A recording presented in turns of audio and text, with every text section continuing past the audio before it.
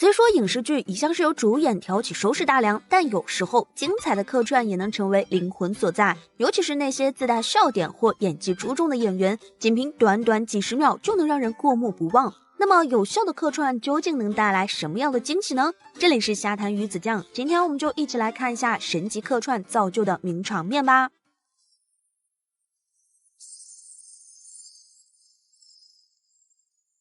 对很多观众来说，没能在大荧幕上看到周星驰的作品是一大遗憾，所以当他执导的《美人鱼》上映后，大家纷纷前往影院补上了一张欠他多年的电影票。虽说周星驰并非主演，但整部片子还是处处流露着他那标志性的无厘头风格。比如邓超和文章、李尚正在警局对话的那一幕，当时邓超饰演的富豪刘轩因为遇到了美人鱼，所以跑到警局报案求助。文章、李尚正饰演的警察听完后，先是战术后仰，再充当严肃的灵魂画手，即兴创作出了几个神奇物种。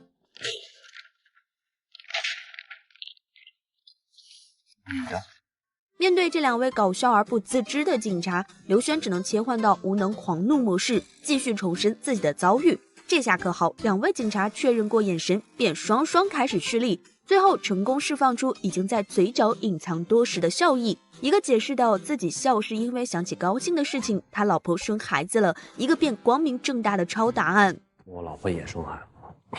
你们的老婆是同一个人？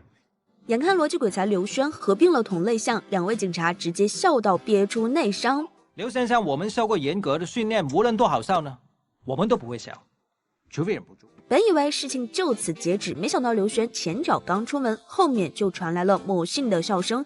可再开门，又只见两位收放自如的警察一本正经地站着。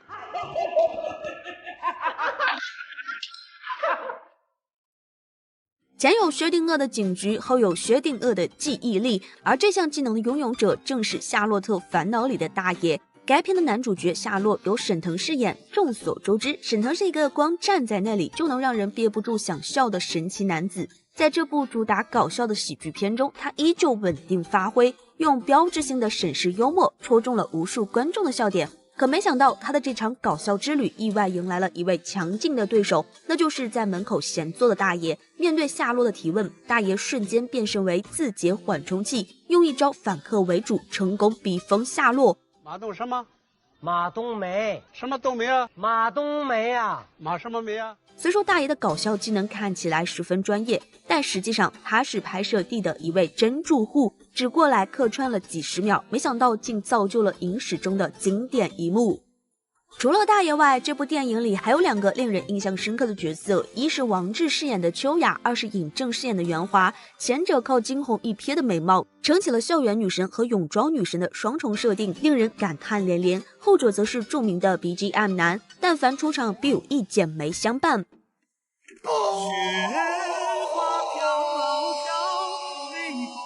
当然，偶尔他也会化身为低配版海王，上演一出反向逆袭。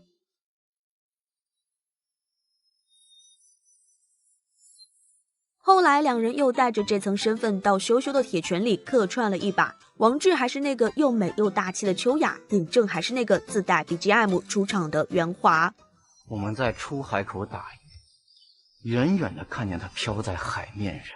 徐峥作为主演时带来了许多口碑票房双高的电影，欢乐的有人在囧途系列，催泪的有我不是药神，而他担任客串时也不乏各种名场面的诞生。在由雷佳音和佟丽娅领衔主演的《超时空同居》中，他就凭借自带的谐星气质缔造了全片的高光时刻。哎呦我去，你家地有点不平啊！不得不说，徐峥在搞笑方面还是有两把刷子的。熟悉的扯面表演到他这里，秒变10级行为艺术，看起来又高端又接地气，就和他的角色人设一样，存在着正经中夹杂搞笑的矛盾性，使得观众们看完电影后纷纷封他为海底捞最会扯的员工。没有跟你扯皮，我不想跟你扯淡，我真的是一个资深的扯面师。到了一出好戏中，他又做起了彩蛋担当。先是看黄渤和张艺兴你来我往，疯狂吹牛，再用一通电话打断施法，让这两人瞬间变成阉掉的菠菜，乖乖闭麦。喂，哎，你把那500个兄弟带过来，啊，不用拿枪，带上刀就行。有时候客串的演员还会使用真名，给观众带来一种梦幻联动的感觉。比如在电影版的《微微一笑很倾城》中，王思聪闪亮登场，以富二代的真身和井柏然、Angelababy 演了段对手戏。你好，我是王思聪，我也是你们的粉丝，我非常喜欢杨给。胡歌也有过一段本名出演的经历，而和他对戏的是靳东。看到这对组合，或许很多人的脑海中都会浮现出伪装者的影子。毕竟当年胡歌饰演的明台，靳东饰演的明楼，王凯饰演的明成，刘敏涛饰演的明镜，这4姐弟可是赚足了观众的眼泪，让不少人深感意难平。没想到后来靳东和胡歌在医疗题材的《外科风云》中再度搭档，还用赵大哥的梗实现了手动串戏。看着他们，观众们仿佛又穿越到了当初看《伪装者》的时光，忍不住大呼也轻回。大哥，只能小声叫大哥。而在《爱情公寓》中，胡歌用的身份是与本质相同的明星，但名字是全新的迪诺，角色形象也和以往迥然各异，属于那种驰骋情场的花心类型。宝贝儿，今天晚上有空吗？或许是因为难得看到胡歌挑战这种撩妹高手，不少粉丝都纷纷直言，迪诺是胡歌演过最具质感的角色，能说情话，能撒娇，有种莫名的真实感。那么客串的演员除了能实现梦幻联动外，还能起到什么作用呢？或许此刻有人会说，能成就新的经典。的确，纵观过往的各大影视剧，不难发现有部分客串的演员在短暂且有限的时间里，贡献出了最为惊艳的表演。刘诗诗就是代表之一。想当年邓超版《倚天屠龙记》上线，刘诗诗扮演的黄衫女只出场了2集，就成为了无数人心中的女神。尤其是她脚踏黄陵从天而降的那一幕，令人过目不忘，大呼惊艳。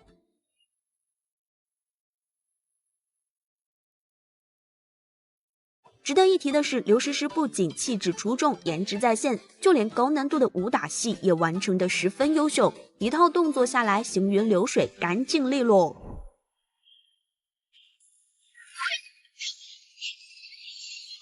同样一枚取胜的还有雪莉，在好友IU主演的电视剧《德鲁纳酒店》中，她友情客串了一回财阀孙女，从初次登场开始就把美颜暴击4个字诠释的淋漓尽致。身穿印花连衣裙时的她，如小公主般秀气典雅；身穿白色长裙时的她，又像误入尘世的精灵一样纯洁美好，仿佛世间的一切喧嚣都与她无关。碰到绿色套装加死亡口红的搭配，她也能完美消化。再加上一个灿烂的笑容，让人忍不住感叹，不愧是人间水蜜桃。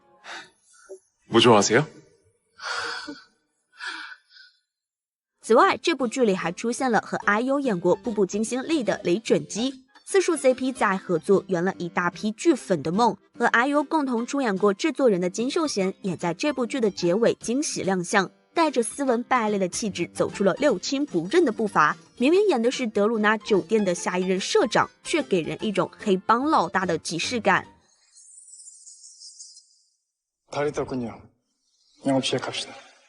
说到蓝色大海的传说，大概很多人都会想起全智贤的美貌、李敏镐的帅气，又或者是各种唯美的选景和浪漫的桥段。而在这之中，曹正奭的客串表演也称得上是亮点之一。剧中有一幕是他所饰演的美人鱼柳正勋意外邂逅了同为美人鱼的沈清，随着眼神的交汇，两人成功对上暗号。为了进一步了解情况，柳正勋把沈清带到自己的工作小屋，并向他传授了神奇的赚钱方法，那就是拿眼泪化成的珍珠去卖。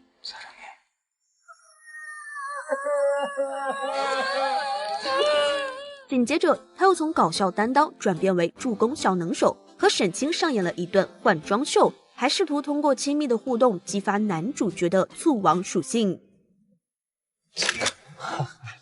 사진 찍어두는 거야. 오늘 밤에 보고 싶을 때 꺼내.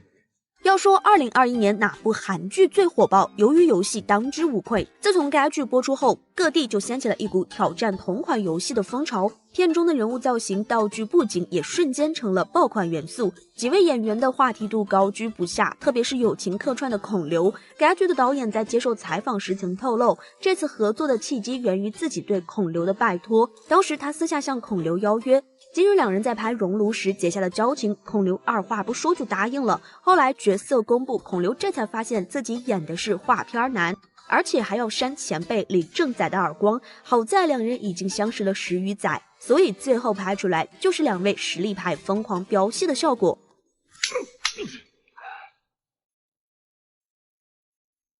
或许是因为孔刘演什么角色都能贴脸，不少网友还因此跳了戏。鬼怪里那位心软的神，到了鱿鱼游戏里，怎么突然就变成了扇大嘴巴子的人？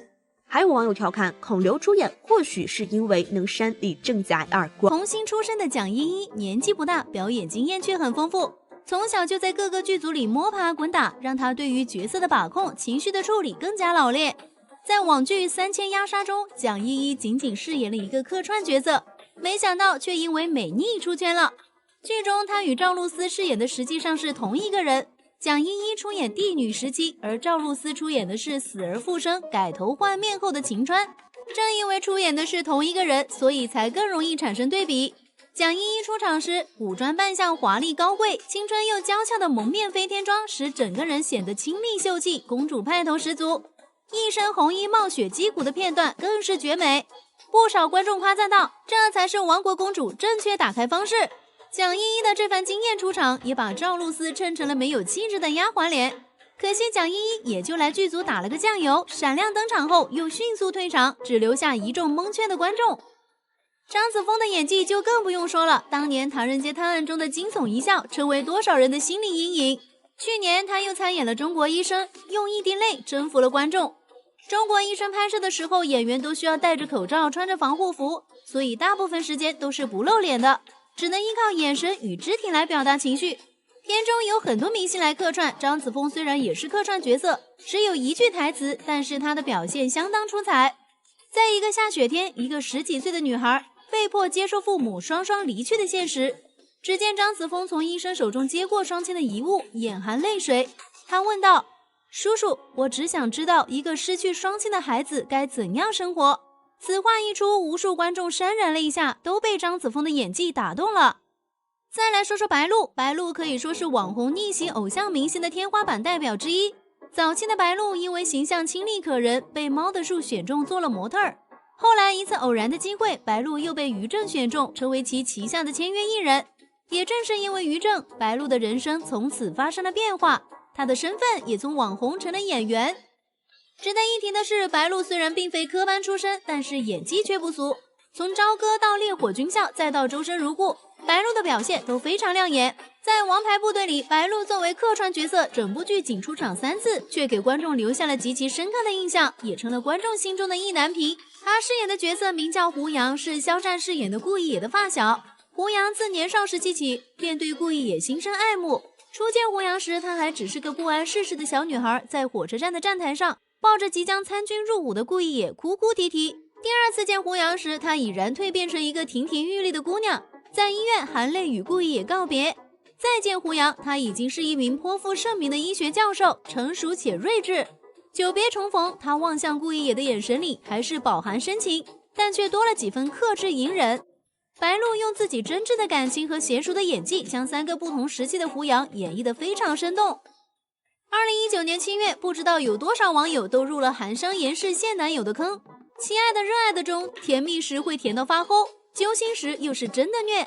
许多网友在追完大结局之后感慨道，没有看到童颜夫妇的婚礼，真是意难平。不过虽然没在原剧中看到2人的婚礼，但在主讲伍佰爱情故事的你的时代我的时代中，却惊喜出现了韩商言和童年的身影。大结局里，李现饰演的韩商言和杨紫饰演的童年携手走进了婚姻的殿堂，一个帅一个美，堪称是全剧最高光的时刻，也圆了 CP 粉的梦。众所周知，草根出身的赵丽颖在大火之前经历了7年的龙套生涯，在这漫长的龙套生涯里，她演了很多配角，其中就有于正版《神雕侠侣》里面的穆念慈。虽然是个小配角，但是赵丽颖在剧中也是相当亮眼。古装扮相的她清纯秀丽，楚楚动人，温柔中带着些许刚毅，雨中撑伞的镜头更是绝美。纵观赵丽颖的表演史，无论是主角还是配角，她总能赢得观众的一致好评，可见她的表演功底之深厚。这些都是时间和努力馈赠于她最好的礼物。希望未来她能够继续活跃在大屏幕之上，带给观众更多的惊喜角色。说起电视剧中惊为天人的客串，就不得不说张萌扮演的卫子夫了。美人心计当年火遍大江南北，王丽坤饰演的聂胜儿非常惊艳，杨幂饰演的雪渊也赚足了观众的眼泪。但当大结局张萌一出来，仅仅一个抬眸，一下就把林心如的大女主光环淹没了。她的眼睛里像是盛满了漫天星光，一颦一笑都让人心驰神往。加上结尾的台词也写得很有水平，前一秒卫子夫还在低眉顺眼听窦以防训话，后一秒转身走出宫殿便立刻变脸。倨傲的神情配合 BGM 中传来的预言，瞬间构建出了一个表面淡然实则野心十足的后妃形象。这个看似柔弱的女人进宫后，注定将开启另一场攻心计。同样短短1分钟出场却惊艳了全网的还有文咏珊。文咏珊在《谈谈3》里虽然连半句台词都没有，全靠眼神及肢体来演绎剧情，但是她仍然将这个角色演绎得十分到位。谁能想到这1分钟惊艳亮相的背后是10几年的累积。14岁时，文咏珊在街头被星探发掘成为一名模特儿，娱乐圈的入场券文咏珊拿得十分轻松。可这样的生活并没有让她满足，衣服再漂亮也只是衣服，模特儿生涯短暂，空有一身皮囊的人迟早会被淘汰。20岁时，文咏珊听从前辈建议，立志成为一名演员，于是她开始了各种角色的试水，从清纯校花到冷艳杀手，从职场精英到落难少女，类型丰富，形象多变。这些角色的打磨让她有了更多的可塑性。还记得痴情的夜华的那一深深浅浅吗？作为墨渊的小时妻，阿离的娘亲，这位四海八荒都尊称一声姑姑的白浅，可谓是威震四海。三生三世十里桃花落幕，三生三世枕上书激荡。没想到在这部剧中还能见到姑姑的盛世美颜。剧中杨幂的这场戏是白浅即将与夜华大婚前的拜别戏，精致的发饰，华贵的刺绣，白色的嫁衣，洒落的流苏珍珠。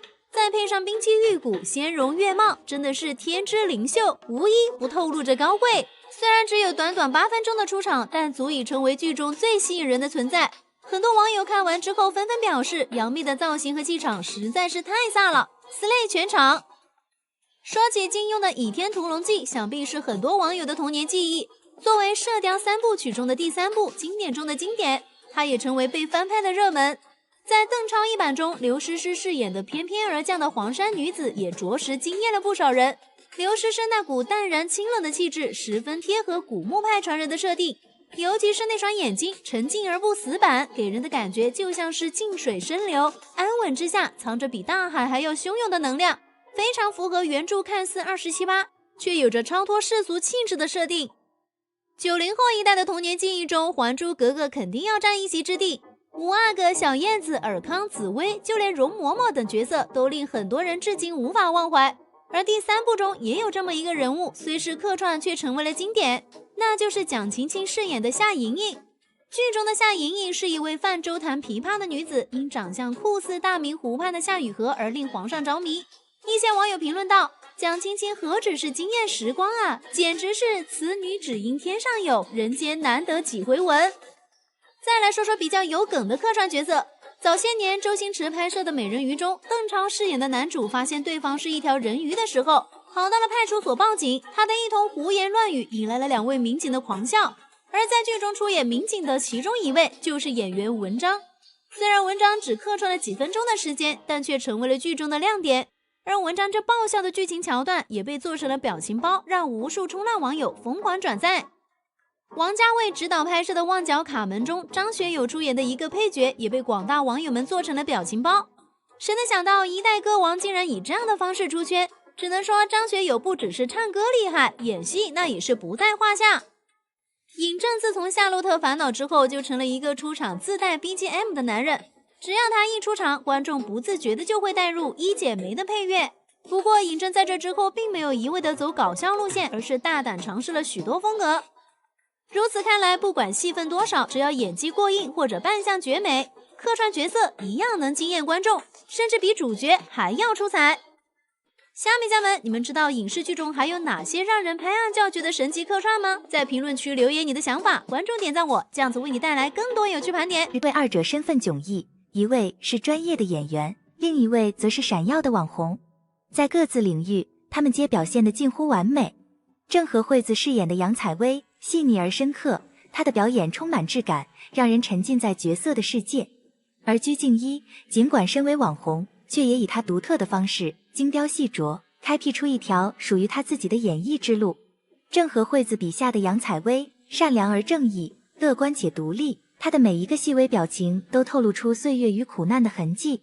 多年的磨难让她学会了隐忍和低调，即便面对冷嘲热讽，她也始终保持淡定，偶尔才会露出那活泼俏皮的本性。尽管历经磨难，杨采薇的内心却充满了魅力。即便是粗布破衣，也掩盖不住她大家闺秀的知性与气质。她的坚韧和勇敢更是让人赞叹。郑和惠子的出色演技，让潘越爱上杨采薇的情节变得合情合理，观众也为之动容。郑和惠子与刘学义的默契配合，更是为剧情增添了看点。他们之间的微妙关系，让人仿佛置身于追妻火葬场的情境中。杨采薇的外柔内刚与潘越的外刚内柔形成鲜明对比，两人之间的情感纠葛引人入胜。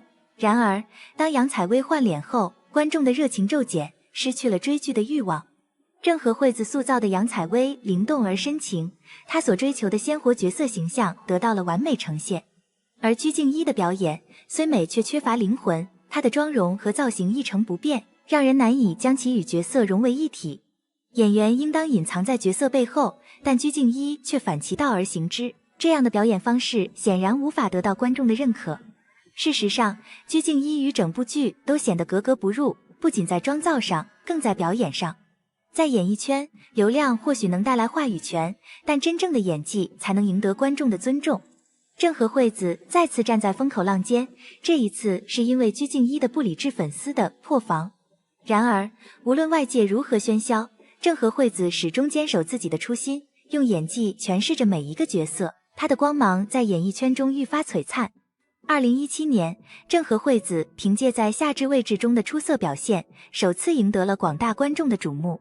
她饰演的研墨一角，灵气四溢的演技和讨喜的长相让人难以忘怀，与白敬亭的陆之昂组成的 CP 更是火爆荧屏，风头无两。然而，与剧中男女主角受到的非议相比，郑和惠子的出色表现却成为了粉丝间纷争的焦点。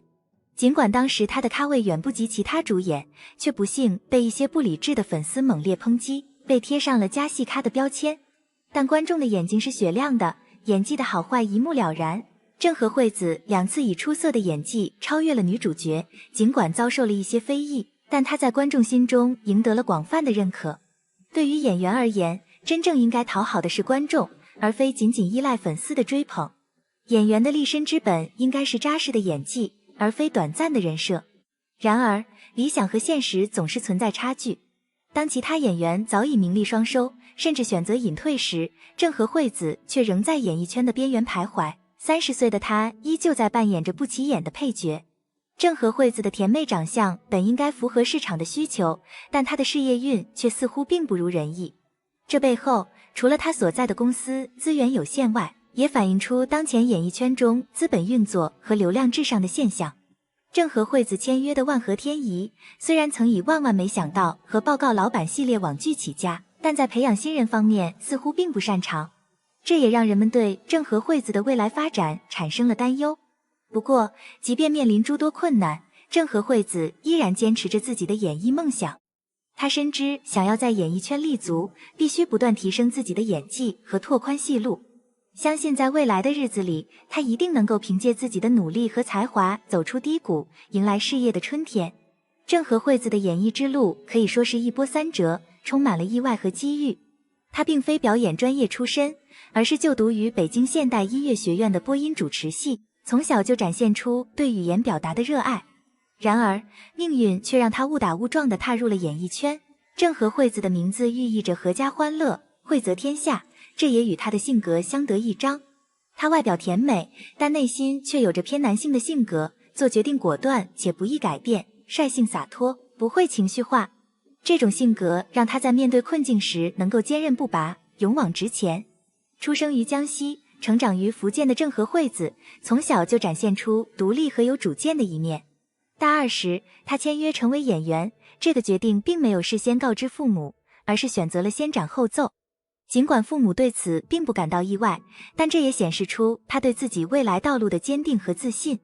在老师发掘了她的表演天赋，并建议她考表演专业时，郑和惠子却选择了播音主持。她当时认为自己怕麻烦且应付不了复杂的人际关系，不适合当演员。然而，随着时间的推移，她发现各个行业都有着复杂的人际关系，而她也逐渐适应并学会了如何处理这些问题。由于身材瘦小，郑和惠子并未能在娱乐主持人这一行当获得一席之地。正是在这样的背景下，他加入了万和天宜，开始了自己的演艺生涯。起初，他并不是以演员的身份加入，而是以一个普通职员的身份进入公司。那时候公司资金紧张，为了省钱，常常会找工作人员演戏，于是郑和惠子得以在《名侦探狄仁杰》中担任女主角。表演对郑和惠子来说是释放个性中不羁一面的途径。她不喜欢中规中矩的生活和思维方式，而表演则给了她展现自我的舞台。然而，演艺圈的竞争激烈，郑和惠子虽然前期有过一些不错的表现，但后期却陷入了怀才不遇的困境。很长的时间里，她一直在低谷中挣扎，难以脱身。逆境使人成长，郑和惠子在困境中逐渐成熟起来。她曾经对人际关系感到恐惧和不安，但随着时间的推移，她逐渐接受了这一事实，并学会了如何处理复杂的人际关系。她吃了很多亏，但也在这些经历中不断成长和进步。如今，她已经成为了一个有着很强情绪管理能力的成年人，能够坦然面对生活中的各种挑战和困难。尽管郑和惠子的事业运不尽如人意，但她的努力和才华不容忽视。相信在未来的日子里，她一定能够凭借自己的实力和坚持走出低谷，迎来事业的春天。郑和惠子，这位内心坚韧的女演员，向往着一种自在的生活状态，追求着内心的平静与安宁。感情对她而言，已不再是生活的全部，而是变得淡然许多。她坦言，若遇真爱，我意愿步入婚姻，但此刻这仍显遥远。即便成家，演戏仍是我生命的重心，我并非以家庭为生活的唯一焦点。在情感的道路上，郑和惠子似乎总是徘徊在追求完美与放下之间。她渴望那份至纯至真的爱情，却又不断告诫自己，感情不是生活的全部。然而，正是这样的郑和惠子，在《花间令》短短几集的戏份中，凭借出色的表现强势出圈，逆风翻盘。她的成功并非偶然，而是源于一年又一年不懈的努力，始终坚守着对演艺事业的热爱与执着。面对30而立的年纪，郑和惠子并未感到焦虑。她深知人生是一场长跑，而此刻的她正在不断拓展自己生命的边界，无论是长度、宽度还是高度。与许多将人生重心放在后半场的人不同，她早已开始为自己的未来铺设道路。谈及自己在《花间令》中的表现，郑和惠子谦虚地表示，我并非不敢承认艳压，只是继承了家族的窝囊废家风。这句话中透露出的自嘲与谦逊，让人不禁为她的品格所折服。《花间令》播出后，观众对郑和惠子的表现赞不绝口，尤其在友情出演杨采薇一角时，她的精湛演技让人眼前一亮。虽然角色形象毁容且衣衫褴褛，但郑和惠子却将杨采薇的大女主风采展现得淋漓尽致。从小经历家族惨剧、毁容、被拒之门外，甚至被收尸人收养，这些坎坷的经历并未击垮杨采薇，反而让她变得更加坚强与乐观。她用自己的真诚与善良感染着身边的人，也赢得了潘越的深爱。然而，当鞠婧祎版杨采薇上线后，观众却发现女主角的许多优良品质消失殆尽，再加上鞠婧祎夸张的表演方式，使得她的演技被郑和惠子完全碾压。面对这样的局面，郑和惠子却表现得十分大度。她接连发文表示，我们两人都是优秀的演员，希望大家不要过于比较，甚至还幽默地表示，若我真的买了艳压通稿，那以后恐怕再也接不到戏了。这样的郑和惠子不仅演技出众，更拥有着一颗谦逊与善良的心。她的成功并非偶然，而是源于对演艺事业的热爱与执着，以及那份难得的谦逊与自省。先说第二条吧，这句话对郑和惠子来说真的是毒誓了，毕竟她本就资源差。而第一条更是看得大家一愣一愣的，明明是观众觉得郑和惠子艳压了，都是观众自己的行为，她为何道歉了呢？直到看到郑和惠子所属的公司，大家好像忽然知道了答案。郑和惠子属于万和天宜公司艺人，就是那个出了万万没想到报告老板的公司。最出名的艺人是白客。万和天宜不善营销，以至于多年来一直默默无闻，艺人唯一看上的大约也是他们交五险一金这件事了吧。所以签约这家公司，想要出圈只能靠自己，白客就是凭借自己的努力才一路走到现在，更被观众赋予了顶级贝塔、人夫感、窝囊废等标签。不过，虽然万和天宜不生产顶流，但他出窝囊废啊。比如周琦曾经在电视剧《小欢喜》里面就演了一个窝窝囊囊的方一凡，之后在《大理寺少卿有里》饰演的陈实也可圈可点。有演技不作妖，万合天宜只向内娱输送无公害演员。现在短剧开始风靡，这个公司出品的几部短剧都很不错。而这次正和惠子刚一配角掀桌就立马道歉的行为，也着实是继承了公司窝囊废的传统，主打一个谁都不敢惹。有网友总结，窝囊是万合天宜的企业文化，华贵是万合天宜的团建项目。所以当大家知道正和惠子出自万合天宜后，就瞬间明白他为何一言不合就道歉了。身在窝囊废为家训的公司，做这一切都显得那么合理。